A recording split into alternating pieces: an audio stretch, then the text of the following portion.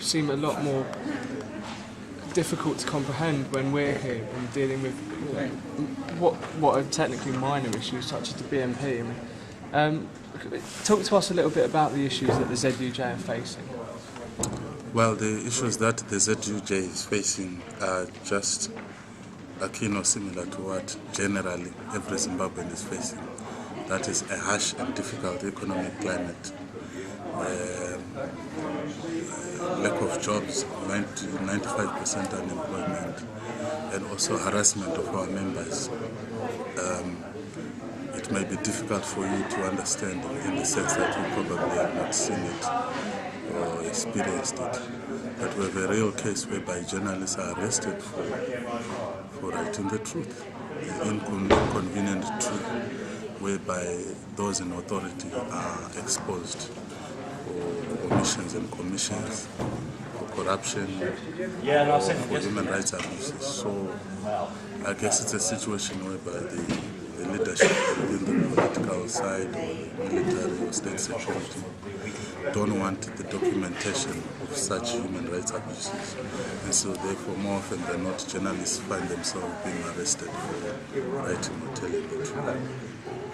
So as at the head of the ZUJ, what does your part of the organisation do to protect these journalists' rights? Well, we try and provide a safety net in many cases. For example, in the last year alone, we've had to deal with 200 labour cases, unfair dismissals, and some crazy allegations that some of our members who work for the state media did not campaign enough for President Mugabe in the last election, which made him lose the first round of voting.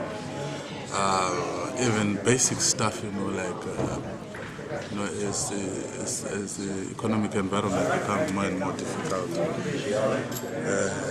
our members face even more difficulties. Some even basic things like school fees, rentals and so on. So we have to run around and try and assist them because we understand that we live in an abnormal economic environment. Like I was telling you, we have had to use foreign money because our money becomes something like that. So yes, the challenges are manifold, and some of them you'll never understand them because they are only peculiar to Zimbabwe. Like I was saying, if a member comes and says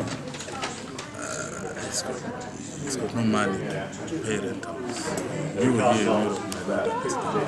But I will understand it because I know that because of the global economic downturn, many organizations are not commissioning freelance journalists. So you end up having a freelance journalists writing one or two stories, and that's all. Despite these problems, does the ZUJ have a strong membership still?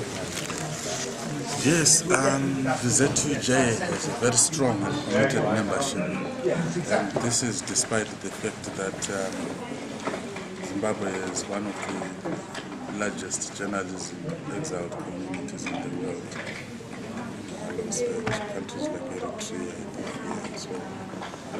But we have a very strong and committed membership, and they participate with interest and commitment in all the organizations' activities. And it's a very strong membership. How much do your members fear repercussions of what they do?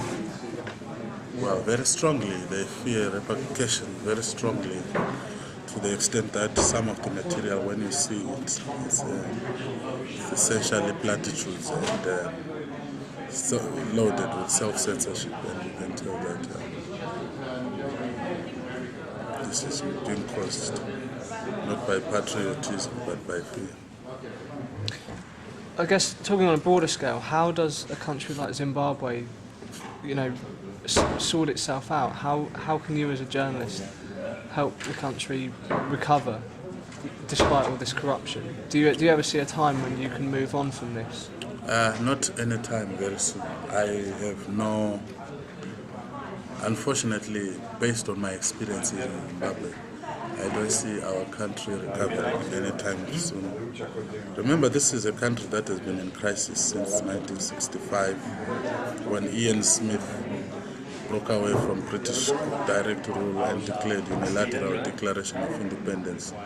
So from 65 until 1980 there was this war of independence and of course sanctions that had been imposed on the Ian Smith regime.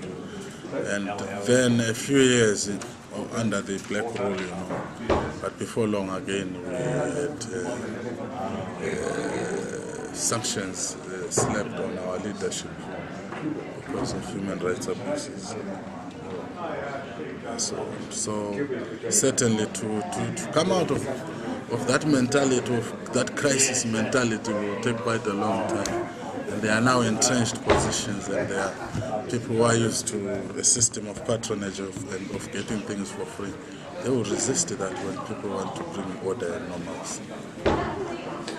Despite the risk of death that you face, you mentioned in your speech one of your journalists was killed for what they published. Why do you continue to do what you do? I don't know, frankly, I don't know. Like I said, my family has asked me whether am I any good as a dead hero or as a living coward. I don't know, I really don't know. I guess maybe it's because I know no other job. What else could I do? I can't start being a medical doctor. I have to do another 10, 15 years. So I'm just doing the only thing that I know, and that's to be a journalist and to be a trade unionist. I myself can have comfort in the knowledge that I now have a profile, but I'm not the only one. There are many, there are hundreds of Zimbabwean journalists, grassroots membership, who are saying they want to earn an honest and decent living wage. So that's it. That's the only motivation. We can't do anything else. Well, at the end of your speech, Michelle Stanistreet gave you a ticket to Liverpool versus Manchester City for this afternoon. Are you a Liverpool fan? Yes, I'm a Liverpool fan.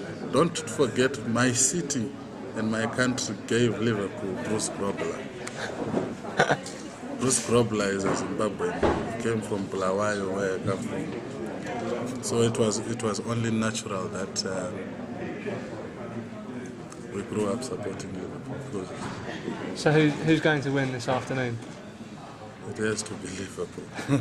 They must, for coming all this way, they must win for me. Okay, well thank you very much for speaking to us, and enjoy the football match, and it was wonderful to hear your speech. Thank you so much. Thank you very much, Foster.